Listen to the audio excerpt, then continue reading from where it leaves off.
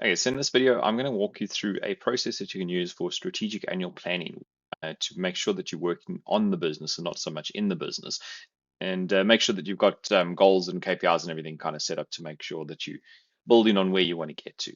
All right, so let's jump in real quick. So the first thing is we want to understand why it's important, right? So a couple of points here is obviously we want to set clear intentions, objectives, and goals. So the main thing is that I've noticed over time that the power of intention is massive. So if you go into your annual planning or at the start of every financial year or operating year in the business, if you set very clear intentions for where you want to get to and what you want to accomplish, that alone helps you actually achieve that, right? Obviously, there's a lot of research around, goals written down are far more likely to be achieved, even if you never look at it again. But this really just helps set a clear intention for the year, develop very clear objectives and goals that you can work with your team on. The benefit with that is with those clear goals, effectively you as a business owner can mostly get out of the way and let your team run with it. I think this is one of the most important parts of this is that you basically know what needs to be done and who needs to do it, and then you can kind of step back and let the team run with it. Um, it also gives you clarity on what to measure and why. So often a lot of companies or a lot of businesses get stuck in, you know, loads of KPIs. Either they don't have any KPIs to measure, so they don't actually know what they're measuring. The other option is you end up with loads of KPIs that you don't know why you're measuring them, and then they kind of lose a lot of their relevance and importance, and you end up not tracking them. Um, Obviously, you want to be able to track stuff and see what's happening. So this provides a way to give you an option to sort of like 30,000 foot view of what's going on in your business, what your plans are for the year, and it's really easy to kind of track the progress along those. And then, of course, most importantly, everyone rowing in the same direction. You want to have clarity and make sure everyone's working on building in the same direction, same momentum. If you've got people working on things that are leading in different directions, you can break a lot of momentum with that. Okay, so what does it look like? So generally, we run this sort of strategy cadence. So we have an annual planning process, as well as quarterly and weekly pieces to move that along. So the annual process is typically a 2 day where we run through company vision, your BHAG or big, hairy, audacious goals, 3 year planning. So this is all sort of more long range stuff. And then your 1 year plan on how to implement. Then you run a quarterly 1 day, basically have a quick recap on the annual, you set your next quarter goals, and you resolve any key issues. And then probably one of the more important ones is that you have a weekly cadence of meetings. So we use what we call a level 10 meeting. I'll get into that in a second. And it's basically a quick recap to make sure everything's on track, making sure you're quickly checking your numbers and your goals, and then resolving any key issues, as well as building on employee and customer satisfaction. All right, so what do these look like in a little bit more detail? So the annual planning process, really this is long range planning. So here you want to sort of review the vision for the company. So where do you want to get to? What is that? And I often recommend a book called Vivid Vision by Cameron Herold. And it really is, where do you want to go with the business? And ideally, this is sort of 3 years out. So what does that look like? What does your business look like in 3 years' time? What are you doing? What do your customer base look like? What are the types of internal processes you have? What does your team look like? What kind of skills or culture do you have? All of that kind of stuff you want to make sure you review as part of this sort of annual planning. And it's kind of a separate process to develop that, and I'd highly recommend that you do if you haven't got something like that already. But really, every year, every time you do an annual strategy session, you want to be reviewing that. All right, and then that kind of ties in with your BHAG. So, like, what is your big, hairy, audacious goal? And this could be 3 years from now, 5 years from now, whatever. There's some overlap between a vivid vision and a BHAG. Obviously, if you do some research on this, there'll be tons of different pieces of information and different ways of doing this. But really, BHAG, big, hairy, audacious goal. What is the big, crazy, scary thing that you're trying to achieve? Whether that's through the business or personally, as using the business as a vehicle, whatever that looks like. Um, an interesting question that I've come across in some other planning processes is, does your BHAG or does your vision need adjusting? And if the answer is like a resounding hell no, then great, you're on the right track. If it's not that, then it might be worth considering, what does that look like? Do you need to adjust it? If you were to achieve it, becoming the person that you would need to in order to achieve it? Does that still align? So there's some interesting questions around that as whether or not it needs adjusting. All right, so once you've got that, what you really want to do is you kind of want to look at what are the major goals that will get you to that BHAG and that vision. So what are the major things that you would need to do over the next 3 years to accomplish that? And then once you've got that, you want to chunk that down into what are the key objectives basically over the next year, over the next 12 months that will move you closer to that 3-year plan. Okay. From there, I recommend you build out a BSC or balanced scorecard. So I've got another video that goes into a lot more detail around that, which kind of gets to the point of being clear on what your particular objectives are for the year, what the KPIs are, how would you measure those objectives, and then what are your targets. So, for example, if your KPI or if your objective is to increase sales, the target might be, increase sales by 25% in the next 12 months. And then the KPIs that relate to that is, sales revenue, for example. You might also have number of leads, number of sales calls, and so on. So you basically develop your objectives, your targets relating to those objectives, and the KPIs that you can use to measure those. Really helps doing it that way, so that you have the minimal amount of KPIs that are relevant to the objectives and targets. So it all kind of works together quite well. And then what are the key projects in order to deliver on those? Okay. Then what you want to do once you've built out all of that is you really want to prioritize what are your first quarter goals or the next quarter. So what are the key projects and key things that you're going to be doing as a team through that first quarter or through the next 90 days in order to achieve, to move you towards achieving your 1-year plan. Okay, and then probably one of the most important factors of all of this is to actually assign your KPI and your goal owners. So who's going to be responsible and accountable for delivering each of those? It's really important to make sure that somebody is accountable on the team, so that it's got an owner, that somebody's driving it, and somebody's looking after that particular goal or KPI. All right, so a couple of tips. Definitely, you want to make this an offsite if you can. So we typically like to do a 2-day sort of retreat with the leadership team. This typically does just involve the leadership team, depending on the size of your business. So if you're a really small team, then if you can take the whole team. But otherwise, if you're working with just a leadership team, then that's who needs to be in the meeting, typically your senior leadership team.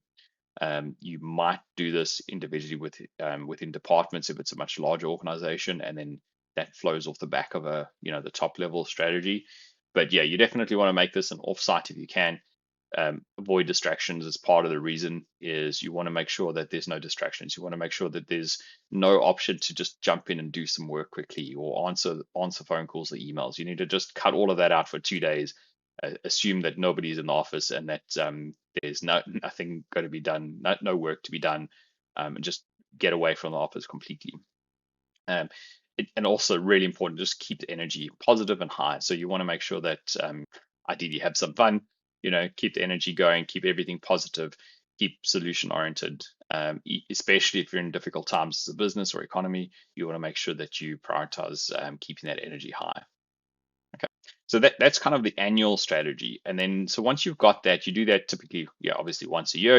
I typically try and do that right at the end or right at the start of your financial year if you can.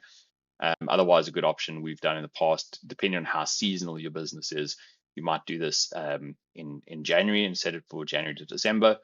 But we've had it in the past where we do it at different times of the year based on the seasonality and the busy period of the business. So kind of just pick what works best for you and your team.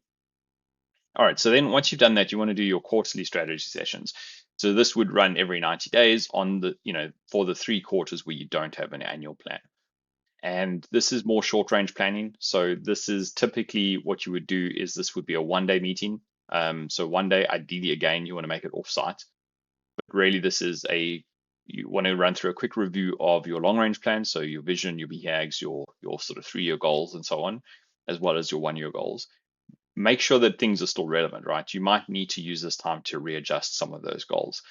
Something might change. Maybe something becomes a lot more urgent or more important. Maybe something's no longer relevant. So just make sure you adjust accordingly and use this time to do so. So again, you want to just review your balanced scorecard, your BSC, make sure your objectives, KPIs, and all that is still on track. And then you really want to go back into reviewing your previous sort of goals or previous quarter goals. So what did you actually accomplish? Did everything get done If not, why not? What is the outcome of those goals? And then based on all of that, then you can now start to set your next quarter goal. So what are the key things that you're going to be working on as a team over the next 90 days?